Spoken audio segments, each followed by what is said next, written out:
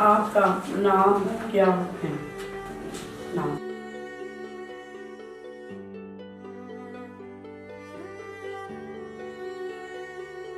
आप पहले जब पढ़ते नहीं थे तो आप घर में क्या करते थे?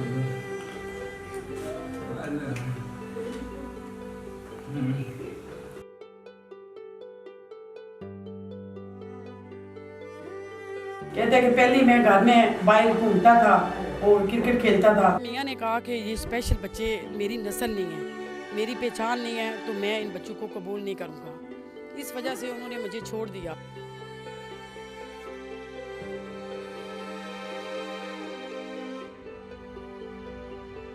जब मैं इनके घरों में गई तो लोग हंसते थे कि मैडम पागल लगती है कि ये इन बच्चों को, ये बच्चे कैसे पढ़ सकेंगे। अपने वाले साहब से इजाज़त ली कि ये बच्चे अगर पढ़े नहीं तो दूसरी ज़बान में आज जो हम स्पेशल कह रहे हैं इनको जल्ला कहा जाता है। जब जल्ला कहा जाता है तो ये पत्थर भी मारते हैं, हमसाओं को भी तंग करते हैं और घर वालों को भी तंग करते हैं, तो बहुत बड़ी आजमाइश बन जाते हैं। अगर इस आजमाइश को कम करें तो मुझे इजाज़त दें तो मैं इन बच्चों को एक मुआशरे का एक हिस्सा बनाना चाहती हूँ। औज़ुबिल्लाहिमिनश्शैतानिर्रजीम बिस्मिल्लाहिर्रहमानिर्रहीम। औलाद अल्लाह ताला की बड़ी नेमतों में से एक नेमत है, लेकिन अगर किसी के घर में अल्लाह ताला की तरफ से कुछ स्पेशल बच्चा पैदा हो जाए तो माशरे में उसकी तरबियत और तालीम के लिए जो मुश्किलात हैं वो तो माँ बाप भी जानते हैं। इन्हीं मुश्किलात को दूर करने के लिए बिम्बर आज़ाद कश्मीर की एक बाहिम्मत खातून ने जी एक अदारा सबा इंस्टीट्यूट ऑफ एजुकेशन के नाम से यहाँ पे शुरू किया हुआ है। मेरी मुराद मोहतरमा शाजिया परवीन साहबा से है। अस्सलाम वालेकुम। वालेकुम अस्सलाम। सबसे पहले तो मैं आपकी शुक्रगुज़ार हूँ कि आप इतनी हमदर्दी और एहसास के साथ स्कूल के अंदर आए और हमसे इंटरव्यू ले रहे हैं, तो अल्लाह ताला आपको सेहत तंदुरुस्ती दे।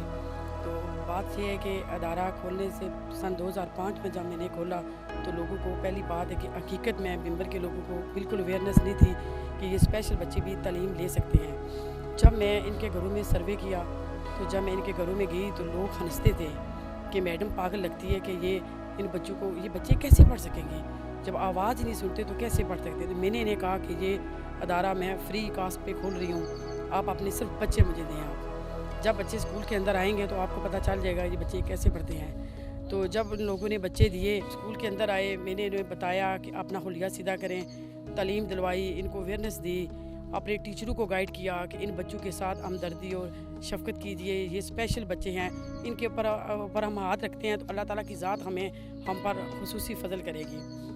तो माशाल्लाह मैं अपने टीचरों पर भी बहुत खुश हूँ कि उन्होंने खुसूसी तवज्जो दी इन पे और हमने भी दी, और इन बच्चों को एक हमने एक कहते हैं ना पालिश की। वो क्या अवामल थे जिनको सोच कर ये दिल में ले कि इतना बड़ा काज आपने आज़ाद कश्मीर में शुरू किया? मेरे मियाँ ने कहा कि ये स्पेशल बच्चे मेरी नस्ल नहीं है, मेरी पहचान नहीं है, तो मैं इन बच्चों को कबूल नहीं करूँगा। इस वजह से उन्होंने मुझे छोड़ दिया। तो जब मैंने सोचा कि अगर मेरा मियाँ इस बच्चों को रिजेक्ट कर रहा है तो मुआशरा कैसे कबूल करेगा। जब हम अपने जिस्म का हिस्सा छोड़ देते हैं तो लोगों पे हम कैसे कहेंगे कि वो इन पे यानी कि तवज्जो देंगे। तो मैंने ये उस वक्त ये सोच लिया कि ये अगर मेरा हस्बैंड 2 बच्चों को कबूल नहीं करता तो मैं इस वक्त 40 बच्चों को कबूल किया हुआ है। फिर मेरे अंदर ये एहसास आया कि ये बच्चे भी मुआशरे के हिस्सा हैं, इन पे तवज्जो देने के लिए एक मैंने अपने वालिद साहब से इजाज़त ली। पहली बात है कि गाँव में इतनी बड़ा काम करने की इजाज़त नहीं मिलती। मैंने अपने वालिद साहब से इजाज़त ली कि ये बच्चे अगर पढ़े नहीं तो दूसरी ज़बान में आज जो हम स्पेशल कह रहे हैं इनको जल्ला कहा जाता है। जब जल्ला कहा जाता है तो ये पत्थर भी मारते हैं, हमसाओं को भी तंग करते हैं और घर वालों को भी तंग करते हैं, तो बहुत बड़ी आजमाइश बन जाते हैं। अगर इस आजमाइश को कम करें तो मुझे इजाज़त दें तो मैं इन बच्चों को एक मुआशरे का एक हिस्सा बनाना चाहती हूँ और लोगों को भी अवेयरनेस देना चाहती हूँ। इन बच्चों पे तवज्जो दे, ये हमारे जिस्म का हिस्सा है और हमारी मोहब्बत के हकदार हैं। फिर जब ये मैंने बाहर काम किया, इन बच्चों को मैट्रिक तक मैंने तालीम दी। मेरे अपने बेटा उसने तालीम ली और मैट्रिक तक उसने टेक्निकल कॉलेज में मेरी AC फ्रिज का काम भी सिखाया, और बेटी मेरी ने मैट्रिक किया 1st डिवीज़न में। उसके बाद ज़रा इधर बाहर जाने की इतनी अवेयरनेस नहीं थी। मैंने सिलाई का हुनर सिखाया 2 साल। उसके बाद उसकी शादी की और शादी भी अब नॉर्मल बच्चे के साथ की, और इस वक्त माशाल्लाह वो दोनों आपस में खुश हैं और उनकी एक बेटी भी है और एक बेटा भी है, और माशाल्लाह वो दोनों बातें करते हैं। और अक्सर ये सवाल भी उठा कि आपने गूंगे बहरे के साथ शादी की है तो ये किस तरह ज़िंदगी गुजारेंगे। और दूसरा ये पॉइंट है कि इनके घर में भी दोबारा गूंगे बच्चे आएंगे। ये जो भी मेरा इंटरव्यू सुन रहे हैं, ये हकीकी बात है कि बच्चे अगर आपने नस्ल तेज़ पैदा करनी हो तो इन गूंगों में आपस में शादी करें तो तेज़ नस्ल पैदा होती है। یہ کبھی نہیں ہو سکتا ان میں معذور بچہ پیدا ہو. اور ہم جیسے لوگوں میں جو معذور بچہ پیدا ہوتا ہے وہ رشتہ داروں میں شادی کرنے سے. یہ کوشش کریں کہ آپ جب اپنے ان بچوں سے اس آزمائش سے بچنا چاہتے ہیں تو حقیقت میں آپ آؤٹ شادی کریں اپنے بچوں کو ایک نارمل پیدا کرنے کے لیے. ان کے ہاں اللہ تعالیٰ نے بیک وقت 2 بچے، ایک بیٹا اور ایک بیٹی پیدا کیے، لیکن وہ دونوں اسپیشل تھے. اور ان کی پیدائش کے بعد ہونا تو یہ چاہیے تھا کہ معاشرے میں ان کے والد ان کا ساتھ دیتے، ان کا ہاتھ بٹاتے، اور اس آزمائش کو اللہ کی آزمائش سمجھ کے وہ ان کا ساتھ شانہ بشانہ چلتے. لیکن بدقسمتی یہ ہوئی کہ انہوں نے ان دونوں بیٹی اور بیٹے کی وجہ سے ان کو بھی چھوڑ دیا. لیکن وہ کہتے ہیں نا کہ کر بلا ہو بلا. شازیہ نے اپنے 2 بچوں کا بھلا کرنے کے لیے تنہا ان مشکلات کا مقابلہ کرتے ہوئے یہ سفر شروع کیا. تو آج ہم جس مقام پہ کھڑے ہیں، جدھر دیکھ رہے ہیں، ان 2 بچوں کی اکیلے پرورش کرتے ہوئے آج شازیہ جو ہیں 40 بچوں کی پرورش کر رہی ہیں.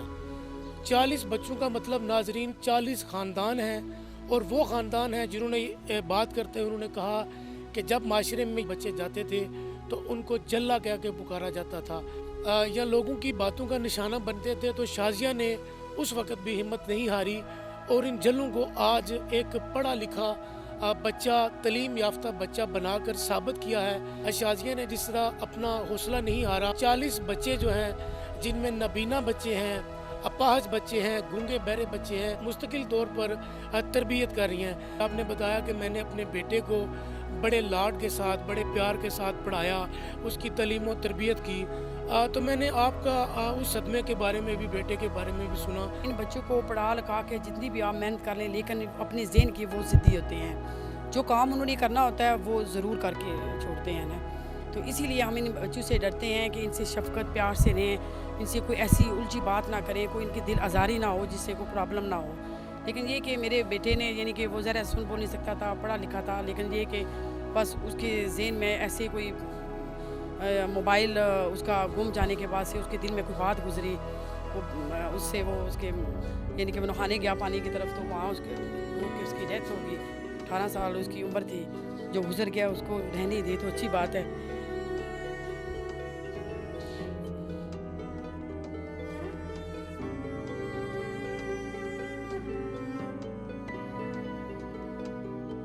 بات یہ ہے کہ میں یہ بات کہتی ہوں کہ یعنی کہ جو والد ان کی پہچان نہیں بنا سکا گھر کی، تو میں نے ادھر اپنے بمبر میں ایک بیٹی کی پہچان سے، اگر کسی نے میرے پاس آنا ہے تو وہ سبا انسٹیٹیوٹ کی پہچان سے آنا ہے. انہوں نے یعنی کہ وہ گھر کی نسل کی پہچان نہیں بنا سکا، تو میں نے بمبر میں ان کی پہچان بنائی کہ ضلع کے اندر اگر کسی نے میرے پاس آنا ہے تو ان بچوں کی پہچان سے آنا ہے. میں نے جو پہچان سے والد بھاگا تھا، میں نے دنیا میں اس کی پہچان بنا دی، ان بچوں کی بھی پہچان بنا دی.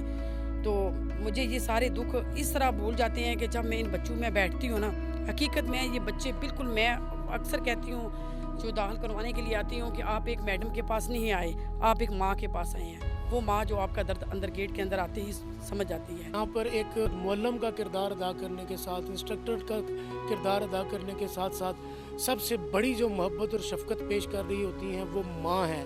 اور یہ ان تمام بچوں کی ماں ہے جو 40 بچے جن کو معاشرے نے جو قبول کرنے سے انکار کر دیا، آج جب وہ یہاں پہ آتے ہیں، ان بچوں کی آپ نے حالت ظاہر دیکھی. تو ناظرین، یہ جب بچے اپنے گھروں میں ہوتے ہیں تو اس وقت ان کی حالت کیا ہوتی ہے. نہ ان کے کپڑے اچھے ہوتے ہیں، نہ والدین ان کو توجہ دیتے ہیں، عجیب عجیب ناموں سے ان کو پکارتے ہیں. دیہات میں ان کے ساتھ جو زیادتیاں ہوتی ہیں وہ ہم سب معاشرہ جانتا ہے.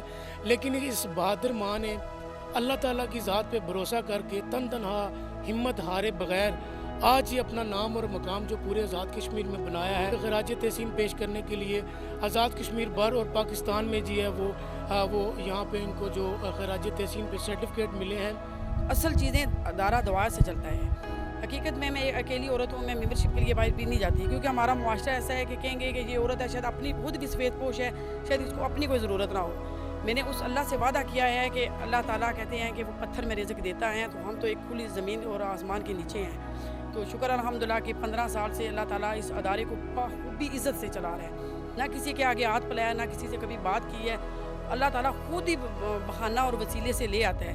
تو 15 سال سے چل رہا ہے. تو جب تک میری زندگی ہے، میری سانسیں ہیں، میں نے اس پہ قربان کی ہے، اور جب تک رہیں گی میں انشاءاللہ ان پہ اسی طرح اپنی توجہ رکھوں گی. والدین ہیں جو اسپیشل بچوں کے جو ایزیٹیشن فیل کرتے ہیں, شرم محسوس کرتے ہیں کسی ادارے میں لے جانے کے لیے, ان کو کیا پیغام دینا چاہیں گی؟ وہ ابھی بھی ایک ہمارے پاس والدین موجود ہے, تو وہ مجھ سے ذکر کر رہے تھے کہ ہمارے گاؤں میں ایک عورت ہے, ان کی ایک ہی بیٹی ہے, تو انہوں نے دروازہ بند کر کے اندر بند کی ہوئی ہے.